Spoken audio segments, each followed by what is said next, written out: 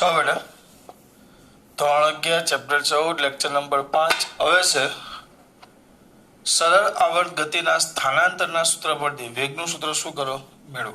અત્યાર સુધી આપણે બધું પેલું ખબર મેં તમને વર્તુળમય ગતિ હા 3 4 ત્રીજો ચોથો A B અને C ચાર લેક્ચરમાં મેં તમને વર્તુળમય ગતિ કરતા એના પરથી પ્રક્ષેપ દોરતા વેગનો પ્રક્ષેપ પ્રવેગનો પ્રક્ષેપ ની એ પૂછવાની શક્યતા બહુ ઓછી બેટા। સ્થાનાંતર વાળું તરત તમને આવડી ગયું વેગ ને પ્રવેગ હા પણ પૂછાઈ શકે ખરા। હું એમ ન કહું કે ન જ પૂછાય 99% ન પૂછાય એ સમજૂતી હતી ખરેખર કેમ આવે। પણ હવે આપણે સાદું કલન શાસ્ત્ર વિકલનની એની ઉપયોગથી વિકલન સંકલનની મદદથી આપણે સંકલન ને વિકલન હોય તેના મદદથી x પરથી v અને v પરથી a મેળવી શકીએ। હવે આપણે એ કામ કરવાનું છે। તો હવે શું કીધું જો ધ્યાન આપો સરળ આવર્ત ગતિના સ્થાનાંતરના સૂત્ર પરથી વેગનું સૂત્ર મેળવો। તમારા દીકરાઓને પહેલા સ્થાનાંતરનું સૂત્ર યાદ આવવું જોઈએ। કયા બેટા શું લખશું આપણે સરળ આવર્ત ગતિના સ્થાનાંતરનું સૂત્ર। જો મેં તમને બે સૂત્ર મેળવીને આપેલા એક કોસ વાળું અને એક સાઇન વાળું। જો તમે x અક્ષ પરનો પ્રક્ષેપ લ્યો આમ તો કોણ યાદ કરો અહીંયા હતો આમ તો x અક્ષ પરનો પ્રક્ષેપ લ્યો તો x વાળું કોસ આવે અને y અક્ષ પરનો પ્રક્ષેપ લ્યો તો કયો હતો સાઇન। આકૃતિ યાદ કરો મારા દીકરાઓને આમ હતો કોણ અહીંયા હતો આ થયું આ લ્યો આ થીટા આ a તો x બરાબર a cos થીટા થાય અને y બરાબર a sin થીટા। હવે તમારે થીટા આપણો થીટા એટલે આપણને ખબર હોવી જોઈએ ઓમેગા t પ્લસ 5 બરાબર। પણ આપણે અત્યારે પ્રારંભિક કળા કેટલી લઈ લઈએ છીએ શૂન્ય હાલ પૂરતી દાખલો એટલે શૂન્ય લઈ લેવા ના આ લોકોએ લીધી છે તો આપણે લેશું વાંધો નહીં x of t આ ઓમેગા t પ્લસ 5 જૂની ચોપડીમાં શું કરતા ખબર આ લેતા y અક્ષ પર દોરતા એટલે સૂત્ર હતું y is equal to a sin theta. તો ચલો સ્થાનાંતરનું સૂત્ર શું આવશે બોલો આ પ્રક્ષેપ દોર્યો આપણે તો સ્થાનાંતરનું સૂત્ર શું આવશે x of t આ of t કેમ લખીએ એ તમને ખબર જ છે ભાઈ is equal to a cos omega t plus 5 કારણ કે આ એક x છે એમાં અહીંયા t આવે જો t એટલે આ સમયનો વિધેય થઈ ગયો। આને કહી દઉં સમીકરણ નંબર 1 પછી હવે આ થઈ ગયું સમીકરણ 1 હવે ક્યાં સોરી હવે નહીં જ્યાં ક્યાં જ્યાં એ સરળ આવર્ત દોલકનો કંપ વિસ્તાર એટલે મહત્તમ સ્થાનાંતર આમાં મહત્તમ સ્થાનાંતર આટલું થાય આ એ કહેવાય। પછી ઓમેગા સરળ આવર્ત દોલકની કોણીય ઝડપ 5 સરળ દોલકની પ્રારંભિક કળા એટલે t બરાબર 0 સમયે કળા એમ આવી ગયું સ્થાનાંતરનું સૂત્ર। એના પરથી વેગનું સૂત્ર મેળવવાનું છે। તમારા પાસે સ્થાનાંતર હોય અને વેગ મેળવવો હોય તો કઈ રીતે મળે સ્થાનાંતર છે અને તમારે વેગ મેળવવો હોય તો કઈ રીતે મળે x છે ને v મેળવવો છે તો શું કરવું પડે x હોય અને v મેળવવો હોય તો શું કરવું પડે સરસ કઈ જ નહીં વિકલન। તો લખો કોનું સમીકરણ 1 નું t ની સાપેક્ષે વિકલન કરતા આનું વિકલન કરું તો સરળ આવર્ત દોલકના તત્કાલીન એવો શબ્દ એ લોકો વાપરેલો છે તત્કાલીન વેગ અથવા ઝડપ કે તત્કાલીન વેગનું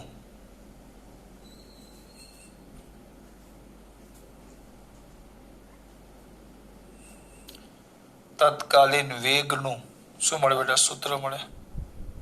ચલો મેળવો મારા દીકરાઓ.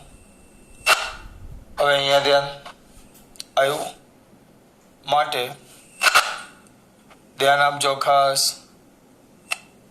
x ઓફ ટી તો આપણે v ઓફ ટી કહેવાશે is equal to D by DT. x of T is equal to D by DT એટલે સમયની સાપેક્ષે વિકલન એ cos ઓમેગા ટી પ્લસ 5 બધું બેઠું લખી નાખું. એ અચળ cos નું વિકલન આવે minus sign omega T plus 5 બરાબર. આ કાઉન્સ cos નું માઇનસ સાઇન આ પાછું વિકલન તમારા માટે લખું છું કે ખરેખર તમારે લખવાની આની કોઈ જરૂર છે નહીં, ડાયરેક્ટ લખી નાખો તો પણ ચાલે. તો આ આવી ગયું માઇનસ એ સાઇન ઓમેગા ટી પ્લસ 5 આ તો લખી નાખો. ઓમેગા ટી પ્લસ 5 તો ટી ની સાપેક્ષે વિકલન છે તો ઓમેગા ટી તો ઓમેગા અચળ ટી નું કઈ ઓમેગા ટી એટલે ઓમેગા આવે ને 5 તો પ્રારંભિક કળા એટલે ટી બરાબર 0 સમયે એનો ખૂણો. પ્રારંભિક કળા યાદ હોવી જોઈએ. આમ હોય ટી બરાબર 0 સમયે કણ અહીંયા છે તો એણે આ સંદર્ભ બિંદુ સાથે રચેલો ખૂણો જેને આપણે પ્રારંભિક કળા શું કહેતા? 5 જેને આપણે પ્રારંભિક કળા 5 કહેતા. તો આ ઇન્ટુ ખાલી શું આવશે બેટા? ઓમેગા પ્લસ 5 તો અચળ એટલે 0 એટલે તમારું મસ્ત સૂત્ર આવશે. કયું આવશે કે minus A omega sine omega T plus 5 આ વી ઓફ ટી જે થઈ ગયું તમારું સમીકરણ નંબર 2.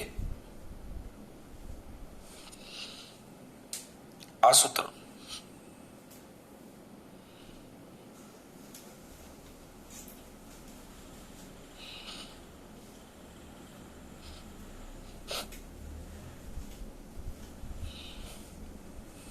હવે આવી ગયું પણ આનું એક બીજું સ્વરૂપે પણ સૂત્ર મેળવવાનું એ લોકોએ કીધું છે. બીજા સ્વરૂપ બીજું આનું બીજું સ્વરૂપ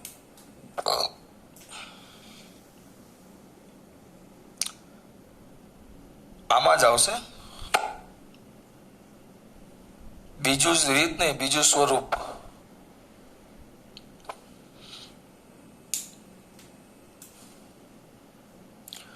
બીજી રીત નહીં, બીજું સ્વરૂપ.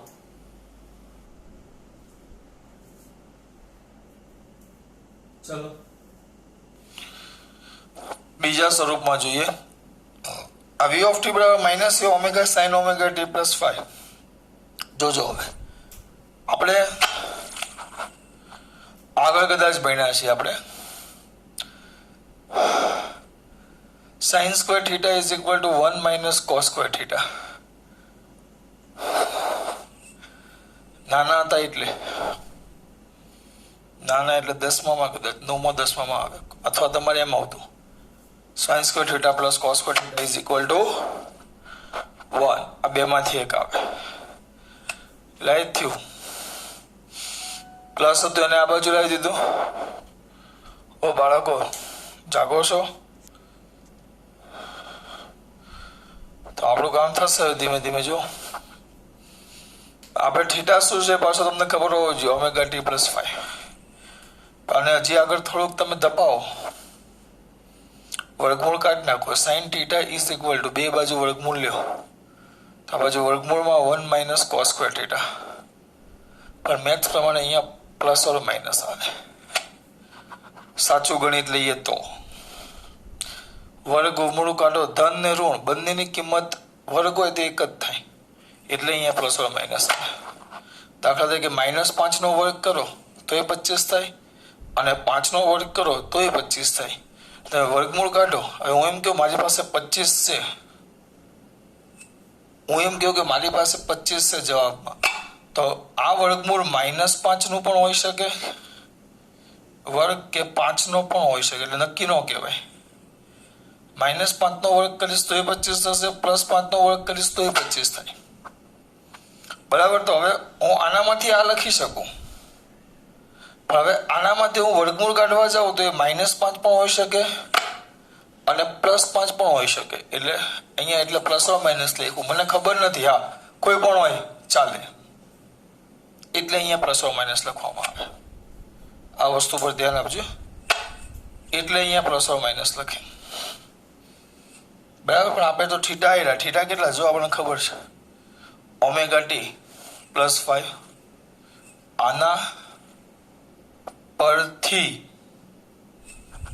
આના પરથી શું થાય બોલો ફટાફટ. પેપર સાઈન કેટલા છે બેટા? ω t +5 is equal two plus or minus વર્ગમૂળમાં 1 - cos સ્ક્વેર ω t +5. તમે ડાયરેક્ટ લખશો, તમારે આ બધું લખવાની જરૂર નથી. ડાયરેક્ટ આના પરથી આ લખી નાખવાનું, સીધું આના પરથી હવે આ લખવાનું. આ કિંમત સમીકરણ ક્યાં મૂકતા? 2 માં.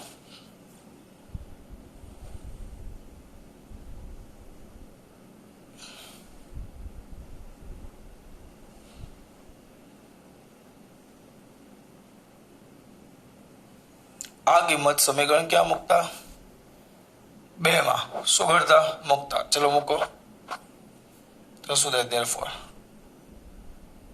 v of t is equal to minus a omega છગડિયા કૌંસમાં પ્લસ ઓર માઇનસ અલગ કરવા માટે આ સાઈનની કિંમત મૂકું છું, વર્ગમૂળમાં 1 - cos સ્ક્વેર ω t +5 છગડિયો કૌંસ પૂરો. બરાબર. બાર લાવી દો તો is equal two plus or minus a omega વર્ગમૂળમાં નો ગુણાકાર કરી નાખો. શું આવશે બેટા? 1. આ પ્લસ ઓર માઇનસ આવે, આગળ માઇનસ એટલે માઇનસ ઓર પ્લસ થઈ જાય. કયું થઈ જશે? માઇનસ ઓર પ્લસ એ જ જોઈએ. ચલો અહીંયા એવું તો 1 - cos સ્ક્વેર ω t +5. આગળ હજી બાકી એ ઓમેગા ને અંદર લઈ જાઓ, plus or minus. A omega ને ખાલી એ ને ઓમેગા બાર રાખો તો ઇઝ ઇક્વલ ટુ વર્ગમૂળમાં 1 - ઓમેગા ની અંદર સોરી એ ની અંદર લઈ જાઓ. એ વર્ગમૂળમાંથી કોઈ વસ્તુ બહાર કાઢીએ a સ્ક્વેર તો a આવે, પણ એ અંદર જાય વર્ગમૂળની અંદર જાય તેનો વર્ગ થઈ જાય એટલે a square cos square ω t +5. ઓલા પણ આ તો કમ્પ્લીટ આ થઈ ગયું, a cos ω t +5. ઓલા આ તો કમ્પ્લીટ આ થઈ ગયું, a cos ω t +5. આ તો કમ્પ્લીટ આ થઈ ગયું, પણ આ x of t છે, પણ આ તો શું છે? વર્ગ છે. તેનો મતલબ શું થયો? v of t is equal two plus or minus omega વર્ગમૂળમાં ઓ બાપુ a સ્ક્વેર અંદર ગયો તો અહીંયા a સ્ક્વેર આવ્યો, તો આની સાથે પણ બંને સાથે a સ્ક્વેર આવે એટલે અહીંયા a સ્ક્વેર આવશે. a square minus x square of t. આ તમારું વેગનું બીજું સૂત્ર.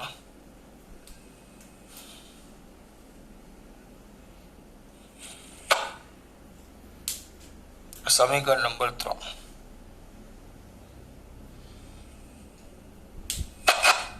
જૂની ચોપડીમાં આખું અલગ હતું. અલગ એટલે મેં તમને કીધું અહીંયા a cos ω t +5 ના જગ્યાએ a sin ω t +5 હતું.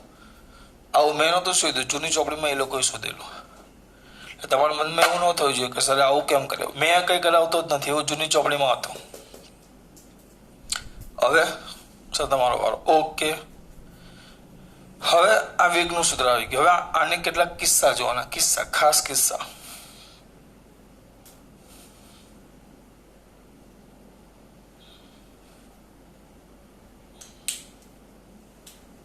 ખાસ કિસ્સા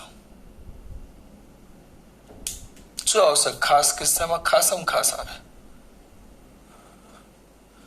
પહેલા x બરાબર 0. હવે તમને સમજાવું. આ x બરાબર 0 છે ને એટલે હું x અક્ષ ઊભી લઈ લઉં છું. સાવ થોડું ચાલે સમજૂતી માટે. બામ અમુક એમ કહેશે x અક્ષ તો આડી આવે. આપણે સમજૂતી માટે લઈએ છીએ બાપુ.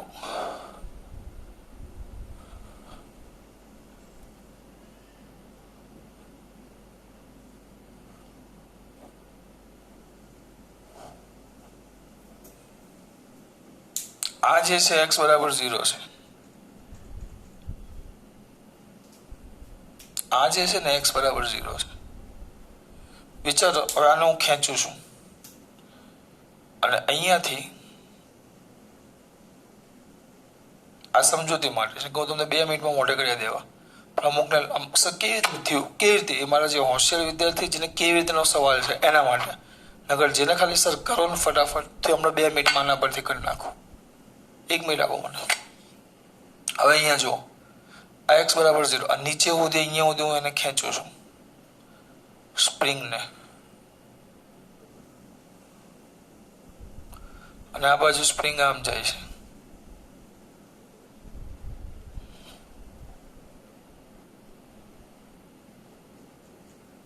બરાબર. હવે જો આ નીચે અહીંયા સુધી મેં એને ખેંચ્યું. અંત્ય બિંદુ કહેવાય. અંત્ય બિંદુ આ બે.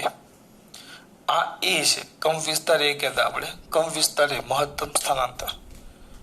તો આ થઈ જશે તમારું x બરાબર -a અને આ ઉપરનું મહત્તમ સ્થાનાંતર થશે x બરાબર +a. બરાબર. તો અહીંયા ધ્યાન આપો. ખાસ કિસ્સો છે ત્યાં કેસ 1 લઈ લઈએ. પહેલા કેસ પહેલો x બરાબર 0 પાસે. x બરાબર ક્યાં 0 પાસે. x બરાબર 0 એટલે અહીંયા આવે. x બરાબર 0 એટલે એને મધ્યમાન સ્થાન કહેવાય. એનું મધ્યમાન સ્થાન.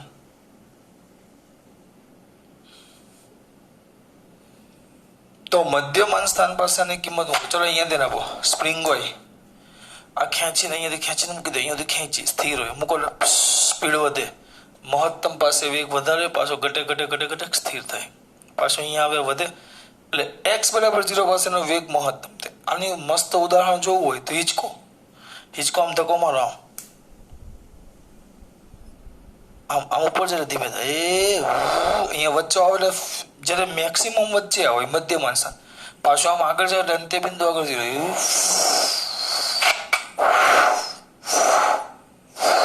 અહીંયા સ્થિર થાય. પાછું અહીંયા આવે એટલે વેગ વધે વધે વધે. અહીંયા મહત્તમ ઘટે ઘટે વધે વધે વધે વધે મહત્તમ ઘટે ઘટે ઘટે 0. એટલે મધ્યમાન સ્થાન હોય ત્યાં 0 થાય. 0 ન થાય હું તે મધ્યમાન સ્થાને ઘટે 0 મહત્તમ 0 અંત્ય બિંદુ કહેવાય 2. તો મધ્યમાન સ્થાને મેક્સિમમ થાય. જોઈએ આપણે જુઓ કિંમત મૂકો આમાં. સમીકરણ 3 કિંમત મૂકતા તો v of t is equal to ± વર્ગમૂળમાં a² - 0 કારણ કે આ 0 લેવાનું છે તો is equal to ± a omega v of t. ટૂંકમાં તમારો વેગ મધ્યમાન સ્થાને મહત્તમ હોય મેક્સિમમ હોય. તમારો વેગ જે છે એ કયા સ્થાને મધ્યમાન સ્થાન આગળ. બરાબર. કેસ બીજો લઈ લ્યો.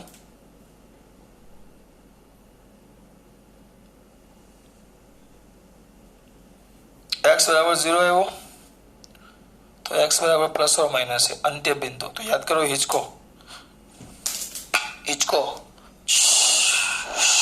અંત્ય બિંદુ આગળ સ્થિર થાય પછી પાછું નીચો આમ જાય. સ્થિર થાય પછી પાછું નીચો આમ ઊભો રહે 2 મિનિટ એટલે સ્થિર થાય. આપણે જોઈએ ખરેખર સ્થિર થાય. x બરાબર કયું ± છે. તો કિંમત મૂકો એટલે કયું બિંદુ કહેવાય? આ અંત્ય બિંદુ.